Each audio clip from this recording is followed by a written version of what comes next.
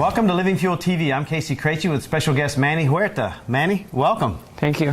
Have you ever done something that you really liked and you wanted to be great at it, and then you just finally figured out it wasn't going to work for you? Well, there's two ways to do that. You can just move on, or you could stay with it. Now, Manny, you've been doing Olympic distance for a decade. Olympic distance triathlons for a decade. Yeah. And so success didn't happen overnight, did it? No, it's been a lot of work, and it came down to one race to make the Olympic team. It's been a whole life of hard training and a lot of hours, a lot of sacrifices too, and but eventually, it paid off.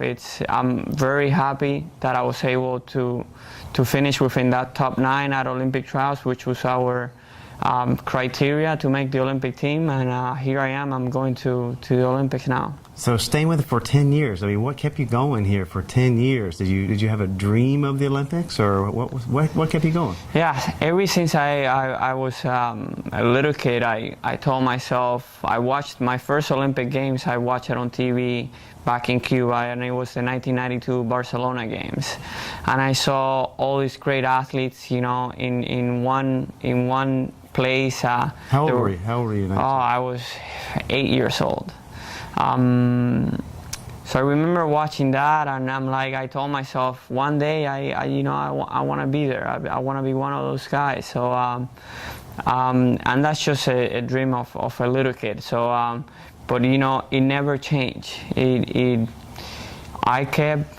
just grew bigger and bigger in me, and I never gave up. I've been preparing for this race for my whole life. So I'm very happy that I stuck with it. Many people, they choose or they have to go other ways, but it's never give up. Never give up on your dream, and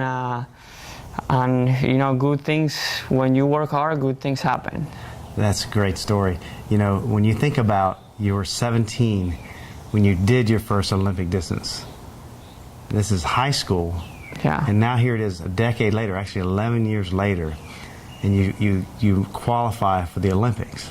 I mean, how cool is that? Yes, back then, when I was 17, I did it, I finished it. So my first race was kind of like I was used to do the sprint distance, but now I did my first Olympic, and it was tough. I mean, I wasn't enjoying it too much, but afterwards I'm like, oh, I can do this, and I'm on a one-day race all these professionals at the biggest sporting event. So the following day I was so sore, I was so tired, but I was out there in Key Biscayne in Miami riding my bike, and once I did the first one, I couldn't stop training more and to get even more motivated to train and race, and to get all the way to here. So, sprint distance is a great sport. I think that there's a lot of weekend warriors out there that end up training for a marathon or for an Ironman distance race, when they really probably ought to be trying the sprint distance, because they finish in what the amateurs finish in, what, 3 hours, or yeah, okay. Sometimes even more.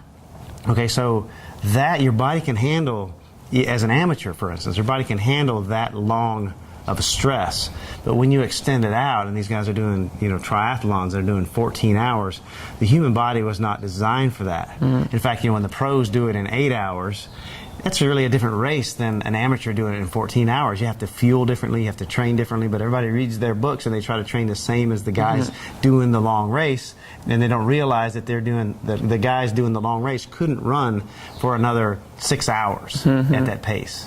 So it's very interesting. So I think it's interesting you started with sprint, but then you went to Olympic. Do you remember your times, just interestingly, back when you were 17 versus your time when you just qualified for the Olympics? I think my first Olympic was around 2 hours 15, and I think now for Olympic trials I did an hour 45, an hour 50, around there. So it's 15, it's almost half an hour that I drop. So we worked for a decade to shave a half an hour off Yeah. the time, and then that particular accomplishment gets you to the Olympic Games in London. Yes. That is fantastic.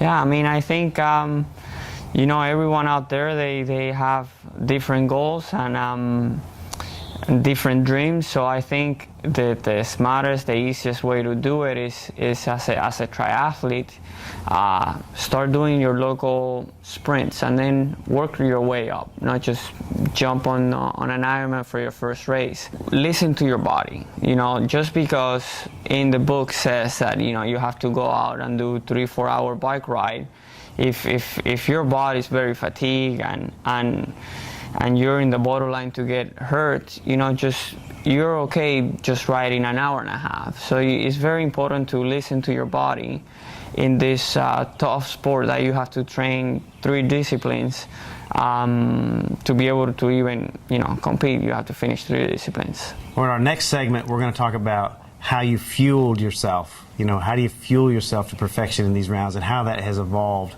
say, over the past decade. Yes. All right, great having you with us. All right. God bless Thanks, you. Casey. Hope you enjoyed it. We'll see you next time.